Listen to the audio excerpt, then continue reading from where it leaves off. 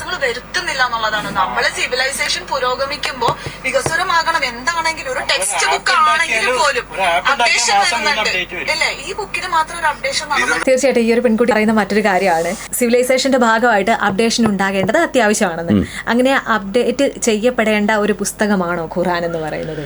അല്ല, അത് ഞാൻ പറയുന്നത് അതിൻ്റെ സിസ്റ്റത്തിൻ്റെ ആവശ്യമായിട്ടാണ് പറയുന്നത്. ഇപ്പോൾ ഒരു പറയുന്നില്ല, ഒരു ആപ്പ് ഉണ്ടാക്കുന്നു, ആ ആപ്പ് ഉണ്ടാക്കുന്നത് നമ്മൾ അപ്ഡേറ്റ് ചെയ്യണം എന്നാണ് പുള്ളിക്കാരി പറയുന്നത്. ഈ ആപ്പ് ഉണ്ടാക്കുന്നത് അപ്ഡേറ്റ് ചെയ്യേണ്ടി വരുന്നത് എന്താ? പുതിയ ഫീച്ചേഴ്സും. അതായത് അതൊരു മനുഷ്യനിർമ്മിതമായതുകൊണ്ടാണ് അപ്ഡേറ്റ് വേണ്ടി വരുന്നത്. നമ്മൾ കടലിനെ വല്ലതും അപ്ഡേറ്റ് ചെയ്യുന്നുണ്ടോ? ആകാശത്തെ അപ്ഡേറ്റ് ചെയ്യുന്നുണ്ടോ? നമ്മുടെ ശരീരത്തിന് നമ്മൾ ഫണ്ടമെൻ്റലായി ചികിത്സിക്കുന്നു. എന്തെങ്കിലും അസുഖം വരുന്നെങ്കിൽ മരുന്ന് കൊടുക്കുന്നു എന്നുള്ളതല്ലാതെ ആരും ഹാർട്ട് ഇവിടുന്ന് ഇളക്കി വയറ്റത്ത് വെക്കുന്നില്ല, കുറച്ചുകൂടെ സുരക്ഷിതമാണെന്നും പറഞ്ഞു. തലച്ചോറെടുത്ത് ഇവിടെ വെക്കുന്നില്ല. അപ്പോൾ അത് അപ്ഡേറ്റ് ചെയ്യണമെങ്കിൽ എന്ത് വേണം? That substance itself demands updation. That content itself deserves updation. അതായത് ആ കണ്ടൻറ്റ് ഒരു അപ്ഡേഷൻ അർഹിക്കുന്നെങ്കിൽ മാത്രമേ അപ്ഡേഷൻ്റെ ആവശ്യമുള്ളൂ. അല്ലാതെ ഇത് എല്ലാത്തിലും അപ്ഡേഷൻ വന്നതുകൊണ്ട് ഇതിലും ഒരു അപ്ഡേഷൻ വരണം എന്ന് ആഗ്രഹിക്കുന്നതുകൊണ്ട് വല്ല കാര്യമുണ്ടോ? അതിൽ അപ്ഡേഷൻ ആവശ്യമുണ്ടെങ്കിൽ വന്നാൽ മതിയല്ലോ. ഖുർആൻ ഒരു ദൈവിക ഗ്രന്ഥമാണ്, ദൈവത്തിൽ നിന്നിറക്കിയ വചനമാണ്. ആ ദൈവത്തിൽ നിന്നിറക്കിയ വചനത്തിൽ വളരെ ബ്രോഡായി അതിനകത്ത് ഒരുപാട് സംഗതികളൊക്കെ പറയുന്നുണ്ട്.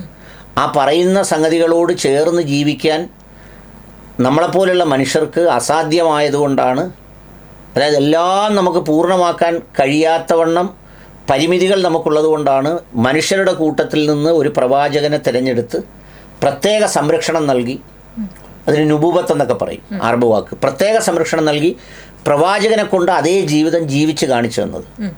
ദാറ്റ് ഈസ് ദ ബേസിക് എന്താ പറയുന്നത് റെഫറൽ പോയിൻ്റ് അതാണ്. ഇനി മനുഷ്യരാകുന്ന നമ്മളെന്താ ചെയ്യേണ്ടത്? ഈ പ്രവാചക ജീവിതത്തോടോ ഈ ഖുർആൻ പറയുന്ന ജീവിതക്രമത്തോടോ എത്രത്തോളം ചേർന്ന് പോകാമോ അത്രത്തോളം ചേർന്ന് പോവുക. പരീക്ഷയ്ക്ക് ആൻസർ കീ തരുമല്ലോ, ആ ആൻസർ കീ എല്ലാവരും കംപ്ലൈ ചെയ്യണമെന്നില്ല. അതിൻ്റെ അടുത്തൊക്കെ എഴുതുന്നവർ കാണും, കുറച്ചുകൂടെ അടുത്ത് എഴുതുന്നവർ കാണും, ഒട്ടും എഴുതാത്തവർ കാണും.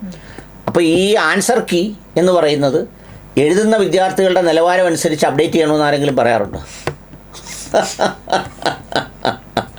ഞാനും ഗോപിയും കൂടെ പരീക്ഷ എഴുതുന്നു, അരുണും ഉണ്ട്, നമ്മൾ മൂന്നുപേരുടെ പരീക്ഷ എഴുതുന്നു. നമുക്കൊരു ആൻസർ കീ തന്നു. എൻ്റെ നിലവാരം കുറച്ച് താഴ്ന്നതാണ്, ഗോപിയുടെയും താഴ്ന്നതാണ്. അപ്പോൾ പറയുക ഇത് പറ്റത്തില്ല.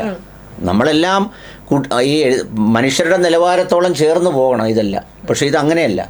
അപ്പോൾ അതുകൊണ്ട് ഇതൊന്ന് അപ്ഡേറ്റ് ചെയ്ത് ഞങ്ങൾക്ക് പരിവുള്ളതാക്കി തരണം എന്നാണ് ഈ മോൾ ആഗ്രഹിക്കുന്നത്. അങ്ങനെ ആഗ്രഹിക്കുന്നതിൽ തെറ്റില്ല.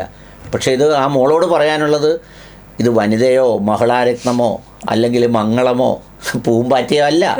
അടുത്ത ലക്കത്തിൽ നമുക്കൊരു കാര്യം ചെയ്യാം, അതിനെക്കുറിച്ച് എഴുതാം. ഇനി കബീഷിനെ ഹീറോ ആക്കാം, ഇനി നമുക്ക് കുട്ടൂസനെ നായകനാക്കാം എന്ന് വിചാരിക്കാൻ പറ്റില്ല.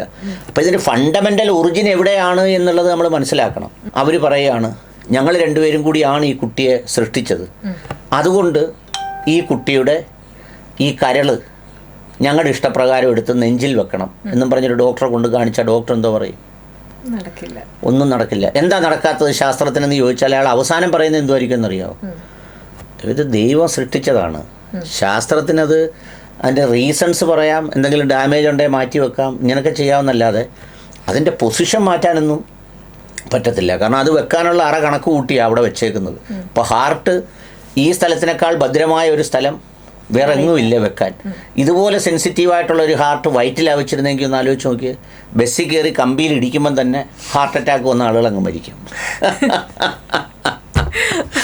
അപ്പോൾ അതുകൊണ്ട് ഈ മോളുടെ അപ്ഡേഷൻ എന്ന് പറയുന്നത് അതൊരു ആപേക്ഷികമായ ആഗ്രഹമാണ്. എല്ലായിടത്തും അപ്ഡേഷൻ നടക്കുന്നതുകൊണ്ട്, ആപ്പിൽ അപ്ഡേഷൻ നടക്കുന്നതുകൊണ്ട് ഇതിലും അപ്ഡേഷൻ നടക്കുന്നില്ല. ഇത് തമ്മിലുള്ള വ്യത്യാസം അറിഞ്ഞുകൂടാത്തതുകൊണ്ടാണ്. ആപ്പ് എന്താണ്, ഖുർആൻ എന്താണ്, അല്ലെങ്കിൽ അതിൻ്റെ ഒരു പ്രവാചകൻ എന്താണ്, മതഗ്രന്ഥം എന്താണെന്ന് അറിഞ്ഞുകൂടാത്തതുകൊണ്ടാണ് ഇത് പറയുന്നത്. ആ കുട്ടികളോട് എനിക്ക് പറയാനുള്ളത് എന്താണെന്ന് ചോദിച്ചാൽ, ഇപ്പം നമ്മൾ പിന്നെ എന്താ പറയുന്നത്, ഒരു 5000 രൂപയുടെ കെട്ട് ഒരു ബോധമുള്ള ആളുടെ കയ്യിൽ കൊണ്ടുപോയി കൊടുത്താൽ അയാളത് കൈ വെച്ച് സൂക്ഷിച്ച് ഭദ്രമായിട്ട് പോക്കറ്റ് വെക്കും. ഇതിനെക്കുറിച്ചൊരു തിരിച്ചറിവില്ലാത്ത ഒരു കുട്ടിയുടെ കൈ കൊണ്ട് കൊടുത്താൽ ചിലപ്പം അമ്മ അടുക്കളയിൽ എന്തെങ്കിലും തീ എരിച്ചുകൊണ്ടിരിക്കുമായിരിക്കും, തീ അണഞ്ഞു. അമ്മ എപ്പോൾ പറയും ചിലപ്പോൾ അവിടെ നിന്നുകൊണ്ട് വിളിച്ചു, മോളെ എന്തെങ്കിലും എടുത്തു വെച്ചാൽ തീ ഒന്ന് കത്തിയിരുന്ന് പറയുമ്പോൾ ഇല്ല, നോട്ട് കെട്ടെടുത്ത് വെച്ച് അങ്ങ് കത്തിക്കും. കാരണം ഈ നോട്ടിൻ്റെ മൂല്യം എന്താണെന്ന് ഈ കുഞ്ഞിനെ അറിയില്ല എന്ന് പറഞ്ഞാൽ ഇത് തിരിച്ചറിവില്ലായ്മ കൊണ്ടാണ് ഇത് അപ്ഡേറ്റ് ആവുന്നില്ല, അത് അപ്ഡേറ്റ് ആവുന്നു എന്നൊക്കെ പറയുന്നത്. അത് നമുക്ക് പരിഹരിക്കാവുന്നതേ ഉള്ളൂ.